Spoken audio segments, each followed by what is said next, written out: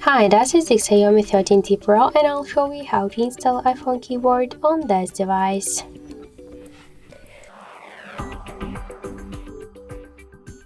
So open first the Play Store app and in the search bar enter the green Apple keyboard. And now we should get this application, so tap the install button and wait a couple of seconds. Then just tap to open the app, click to enable in settings and near green Apple keyboard click on the switcher, tap twice to OK and go back. Tap to switch input methods and switch your current keyboard to the green Apple keyboard. Click to OK.